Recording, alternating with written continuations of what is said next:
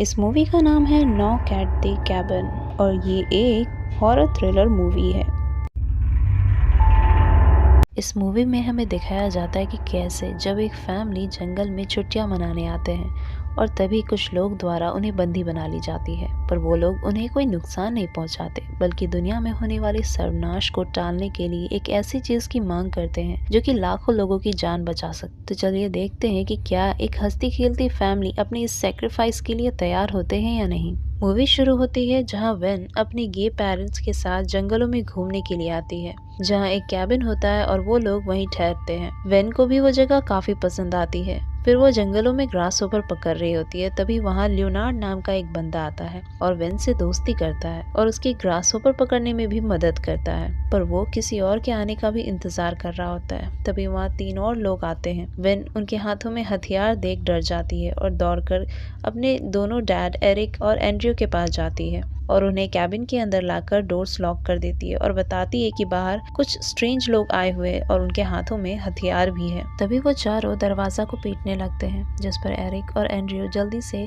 सारे रास्ते को लॉक करता है ताकि वो अंदर ना आ सके और जल्दी से पुलिस को भी कॉल करने का ट्राई करता है, पर कोई फायदा नहीं होता क्योंकि कॉल डिस्कनेक्ट हो जाती है। कुछ देर में वो सब दरवाजा खिड़कियां तोड़ अंदर घुस जाते हैं और हाथापाई में एरिक को चोट लग जाती है, पर हम देखते हैं कि ये लोग इन्हें नुकसान पहुंचाते नहीं बल्कि उनमें से एक सबरीना नाम की लेडी एरिक के सर पे लगे चोट पर पट्टी करती है। फिर वो एरिक और एंड्रयू को बांध देते हैं। यहाँ हम थोड़ी एरिक और एंड्रयू के बारे में जान लेते हैं। असल में ये दोनों एक दूसरे को बहुत पसंद करते थे, पर इनके फैमिली इनके रिश्ते से खुश नहीं थे, पर फिर भी ये दोनों साथ रहने का डिसाइड करते हैं और साथ ही एक छोटी सी बच्ची को अडॉप्ट भी करते हैं और ये और कोई नहीं बल्कि वेन थी। ये दोनों वेन का भी बहुत अच्छे से ख्याल रखते हैं और एक अच्छा पेरेंट्स होने का फर्ज निभाते हैं। अब हम देखते हैं कि आखिर ये लोग कौन थे और इनके यहाँ आने का क्या मकसद था। वो बताते हैं कि हमारा इंटेंशन किसी को नुकसान पहुँचाना बिल्कुल भी नहीं है और बोलते हैं कि हम में से कोई भी इससे पहले एक दूसरे को कभी मिले तक नहीं,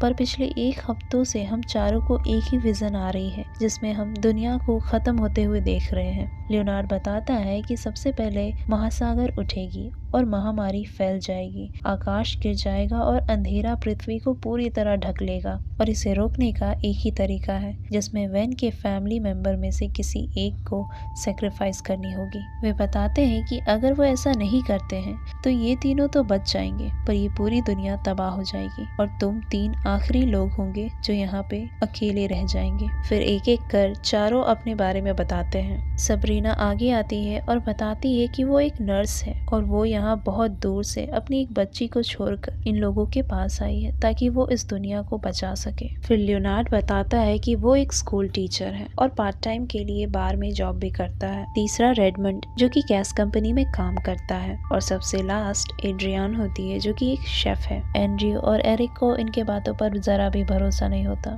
और उन्हें लगता है कि शायद ये किसी ग्रुप के मेंबर है और हमें बहलाना फुसलाना चाहते हैं और साथ ही एरिक सेक्रीफाइस करने से मना कर देता है, जिसकी वजह से ये चारों डर जाते हैं और बोलते हैं कि अगर तुमने ऐसा नहीं किया तो हम एक एक करके अपनी जान दे देंगे और जैसे जैसे हमारी जान जाएगी इस दुनिया में तबाही शुरू होने लगेगी। असल में सेक्रीफाइस वो अपनी मर्जी से ही कर सकते थे, पर एंड्रयू और एरिक के मना कर देने पर इसकी कीमत ह्यूमैनिटी को चुकानी पड़ेगी, जिस पर रेडमंड आगे आता है और अपने फेस पर एक मास्क लगाकर घुटनों के बल बैठ जाता है और तभी उनके साथ ही उसकी बलि दे देते हैं और उसकी मौत हो जाती है। पर उस वक्त रेडमंड के पीछे एरिक को एक रोशनी चमकती हुई दिखाई देती है, जिस पर वो काफी हैरान हो जाता है। ये सब देख वेन भी काफी डर जाती है। लियोनार्ड खुद इन सब से काफी डर जाता है और उसे उल्टियाँ होने लगती है। फिर वो रेडमंड के लाश को बाहर निकालता है और वहाँ की साफ सफाई करता है। फिर वो लोग टीवी ऑन करते हैं जहाँ पे न्यूज पे दिखाया जा रहा था कि दुनिया में सुनामी आ चुकी है और हम समझ सकते हैं कि दुनिया में तबाही शुरू हो चुकी थी, पर अभी भी एरिक और एडमंड को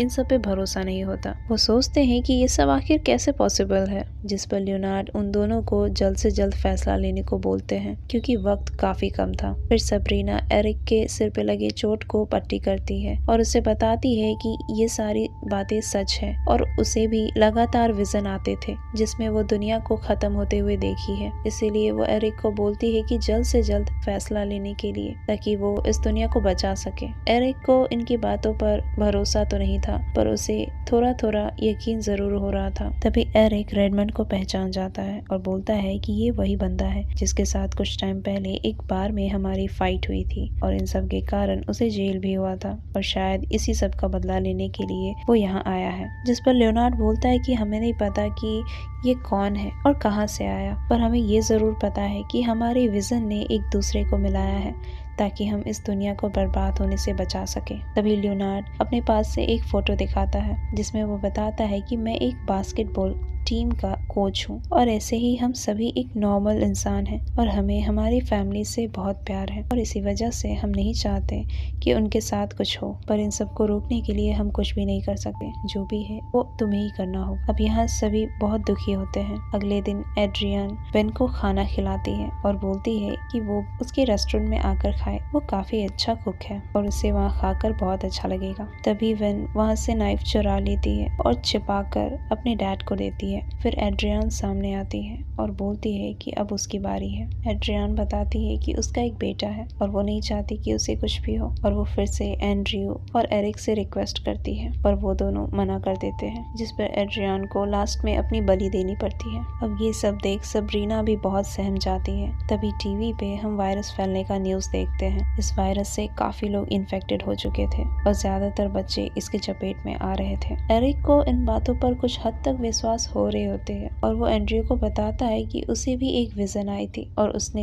रेडमंड के मरते वक्त एक रोशनी को देखा था। और ये सब बोलते हुए एरिक अपने हाथ में बंधी हुई रस्सी को काट रहा होता है और एंड्रयू भी अपने हाथों को खोलने की पूरी कोशिश कर रहा था। तभी एरिक वेन को इशारा करता है और वेन दूसरी तरफ जाकर चिल्लाने लगती है और खूब रोने लगती है। उसे शांत कराने के लिए लियोनार्ड और सबरीना उसके पास जाते हैं। तभी एरिक जल्दी से अपने हाथों में बंधी रस्सी को काट लेता है और उन पर हमला कर देता है। इधर एंड्रयू भी अपना हाथ का रस्सी खोल लेता है और धीरे धीरे बाहर निकलता है और कार की ओर जाता है, क्योंकि उसके पास एक लाइसेंस्ड गन थी जो कि उसने कार में रखा हुआ था। सबरीना उसका पीछा करती है और कार की ओर भागती है। एंड्रयू अपने गन में बुलेट्स डाल ही रहा होता है। सबरीना वहां आकर उस पर हमला करती है और उसे बाहर निकलने को बोलती है। तभी एंड्रयू सबरीना पे गन पॉइंट कर देता है, जिस पर सबरीना वहां से भाग जाती है। फिर एंड्रयू अंदर आता है और लियोनार्ड पे गन पॉइंट करता है। गन देखकर एरिक को याद आता है जब वो बार में थे और एक दूसरे के साथ टाइम स्पेंड कर रहे थे। तभी वहाँ पर एरिक का रेडमंड से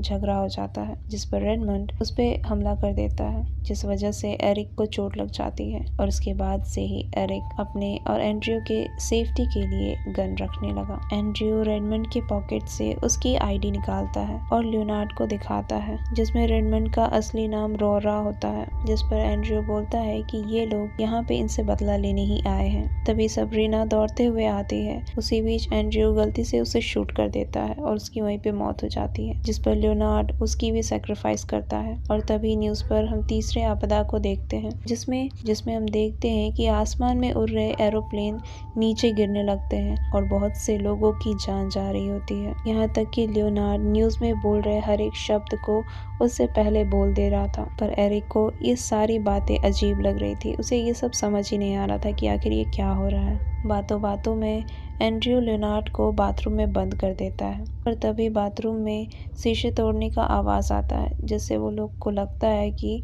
लियोनार्ड बाहर भाग गया। तभी एंड्रयू दरवाजा खोलकर देखता है, जहाँ पे लियोनार्ड उस पर हमला कर उसे गन छीन लेता है। वही एंड्रयू को इन सब पे अब भरोसा होने लगता है, क्योंकि इतनी सारी चीजें कोई कोइंसिडेंट नहीं हो सकती। लियोनार्ड बताता है कि हम सभी को ऐसे विजन अक्सर आया करते थे। मरने से पहले लियोनार्ड उन दोनों को समझाता है कि उसे ये विजन क्यों आए उसे नहीं पता, पर ये विजन सच है ये उसे जरूर पता है और दुनिया में हो रहे हर एक घटना इस बात का दावा करता है। इसलिए अब ये सारी चीजें अब तुम दोनों के हाथों में हैं और इस दुनिया को खत्म होने में अब कुछ ही समय बाकी है। इसलिए जल्द से जल्द फैसला कर इस दुनिया को बचा लेना, नहीं तो सब खत्म हो जाएगा। और ये कहते ही लियोनार्ड अपना गला काट लेता है। तभी चारों तरफ से काले बादल छा जाते हैं और एरोप्लेन्स वहाँ भी गिरने लगते हैं। ये सब देख एरिक को अब पूरी तरह यकीन हो जाता है। फिर एंड्रयू वेन को पास के वुड हाउस में भेज देता है और वो दोनों एक दूसरे से बातें करते हैं, जिसमें एरिक एंड्रयू को बोलता है कि हमें अब ये करना ही होगा, पर एंड्रयू को अब भी इन बातों पर भरोसा नहीं होता। एरिक उसे समझाता है और कहता है कि हमें वेन के लिए ये करना होगा, जिस पर एंड्रयू बोलता है कि अगर हम सेक्रीफाइस ना दे तो हमें तो कुछ नहीं होगा, तो इससे प्रॉब्लम क्या है तुम्हें। जिस पर एरिक बोलता है कि हमें वेन के लिए ऐसा करना होगा ताकि वेन को एक अच्छी लाइफ मिल जाए जो हमें नहीं मिली। और ये दोनों यहाँ पे बहुत इमोशनल हो जाते हैं, जिस पर एरिक बताता है कि उसे भी विजन आया था और उसे लगता है कि ये सारी बातें सच है। एरिक बताता है कि ये चारों ह्यूमैनिटी के अलग अलग एग्जाम्पल्स थे और अब इस दुनिया को बचाने की हमारी बारी है। और एरिक खुद की सेक्रीफाइस करने के लिए तैयार हो जाता है। ऐसा इसीलिए क्योंकि एरिक ने अपनी विजन में देखा था कि फ्यूचर में वेन काफी बड़ी हो चुकी है और एंड्रयू उसके साथ था और वो दोनों काफी खुश होते हैं। इसीलिए उसे समझ आ चुका था कि ये सेक्रीफाइस उसे ही देना होगा और अब यहाँ पे दोनों काफी इमोशनल होते हैं। अब एरिक एंड्रयू को मना लेता है और एंड्रयू ना चाहते हुए भी एरिक को शूट कर देता है। एंड्रयू वेन के पास जाता है और उसे लेकर बाहर निकलता है। तभी हम देखते हैं कि उस घर पे लाइटनिंग स्ट्राइक की वजह से आग लग जाती है, जिससे हम समझ सकते हैं कि उनकी सेक्रीफाइस एक्सेप्ट हो चुकी थी। अब एंड्रयू वेन को लेकर रास्ते से जा रहा होता है, तभी वहाँ पे एक कार होती है जो उन चारों ने उनके लिए छोड़ दी थी, क्योंकि उन्हें पता था